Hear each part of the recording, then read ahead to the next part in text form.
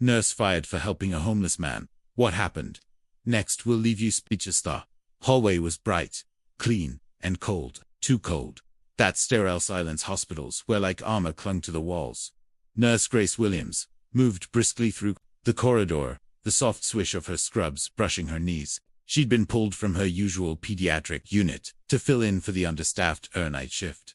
Again, but halfway to the trauma bay, something made her stop. Not a noise, not a voice, just the feeling. There, slumped against the beige tile wall, was an elderly black man, alone. He looked like he'd been through a hurricane. His clothes were torn and soaked. His skin was darkened, not just by time, but hardship. His knuckles scraped raw. A filthy, half-unraveled bandage hung loosely around his arm. And yet, no one helped him. Doctors walked by.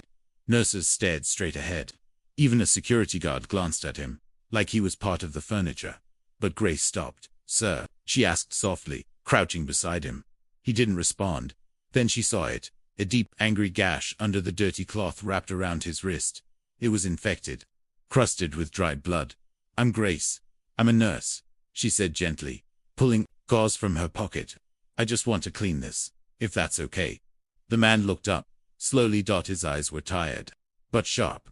"You don't have to," he rasped. "No," Grace replied quietly. "I want to." She knelt down on the cold linoleum and unwrapped the makeshift bandage. The smell hit her instantly, but she didn't flinch. Her hands moved fast. Gauze, alcohol, a fresh wrap. From down the hallway, a sharp voice cut through the silence. "Williams, what are you doing?" It was Supervisor Dorsey, clipboard in hand, jaw clenched. "Treating an unattended wound," Grace replied without standing. "He's not checked in," Dorsey snapped. "He's not registered. You're violating protocol."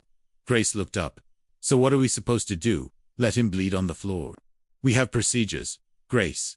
You can't just touch anyone who walks in off the street." "He didn't walk in," Grace said. "He collapsed." Dorsey's eyes narrowed. "You're wasting time. Get back to the nurse's station now." Grace hesitated, her heart pounding, but she turned back to the man and squeezed his hand. "You'll be okay. I'll be right back." But when she returned, he was gone. 15 minutes later, he had vanished. The next morning, Grace was summoned to HR. No warning, no explanation, just a termination letter. Violation of hospital safety protocol. You treated an unregistered individual without clearance. The administrator read, coldly. No chart, no ID. Off the books. He was injured, Grace said. And human. That's not how hospitals operate. Ms. Williams, you're dismissed. Grace left in a daze. She had spent 6 years building her career. From meds to trauma, then pediatrics. She trained during COVID, stayed through nights of death and disaster, and she was fired for showing compassion to a man no one else would even look at.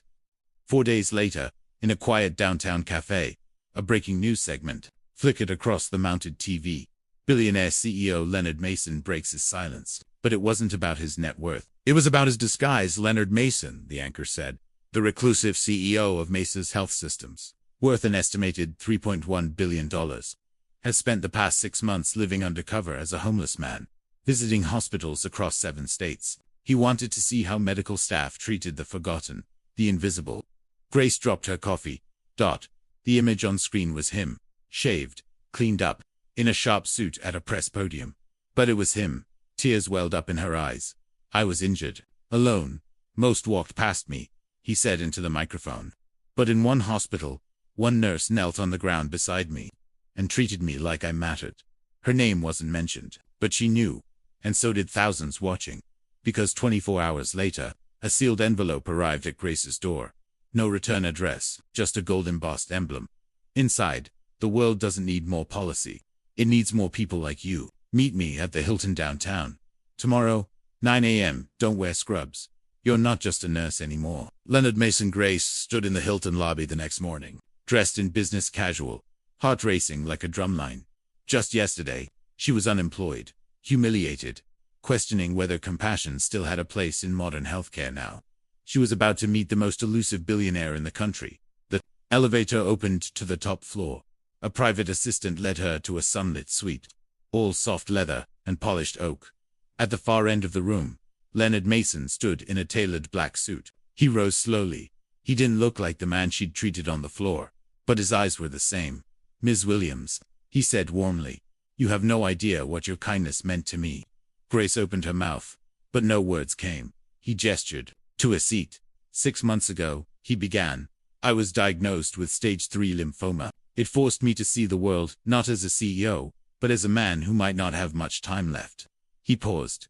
"I needed to know how the system I built was treating the people who needed it most. I went undercover. No power, no money, no name." He looked straight at her. 18 hospitals. I was ignored at 17 of them. Grace's eyes filled again. "And then I met you." Later that day, the Hilton ballroom was packed with reporters expecting a typical corporate update. Instead, Leonard stepped up and dropped a bomb on the healthcare world. "Our hospitals are efficient, professional, but too often they're not humane." He told them about the undercover visits, the wounds, the cold stares, the neglect. And then, he said her name. Nurse Grace Williams knelt beside me when everyone else turned away. She didn't know who I was. She didn't care. She just helped. The crowd gasped, and then murmurs. "And for that," Leonard continued, "she was fired." Gasps turned into full-blown outrage. Leonard raised a hand. "Which is why, effective immediately, I've acquired a controlling stake in St. Ethel's Hospital." The executives seated in the front row shifted nervously. "Today we launched the Patient First Reform Initiative, and at its head, I'm proud to introduce our new Chief of Human-Centered Care." He turned to her. "Grace, would you join me on stage?" She walked up, shaking. He handed her a folder. Inside, a full reinstatement, a 5-year executive contract, a personal letter that read, "What you gave me wasn't just care, it was dignity. Now, let's give that to everyone." Back at St. Ethel's, everything changed. The cold rules, rewritten. New training, empathy, trauma-informed care, outreach. Supervisor Dorsey, relocated, and on the hallway wall, right where Grace had once knelt beside a man everyone ignored, they mounted a plaque. "One nurse changed everything," in honor of those who see the human before the patient. But Grace never let it go. To her head, she still visited the ER, still brought snacks to the night shift, still talked to patients like people, not cases. One evening, Leonard stopped by, now in remission. They sat together on a quiet bench. "Do you ever wonder why I chose this hospital?" he asked. "Why?" She smiled. He nodded toward the hallway. "Because I knew. If anyone was going to see me, really see me, it would be here." And he was right. Because Grace didn't wait for a title, or a raise, or an audience. She just did what was right, when no one else would. And that changed everything. If this story moved you, tap the like button, and hit subscribe for more powerful, emotional, and unexpected true stories. And let us know in the comments, where in the world are you watching from? We love hearing from you. Until next time, stay kind, stay curious, and keep watching.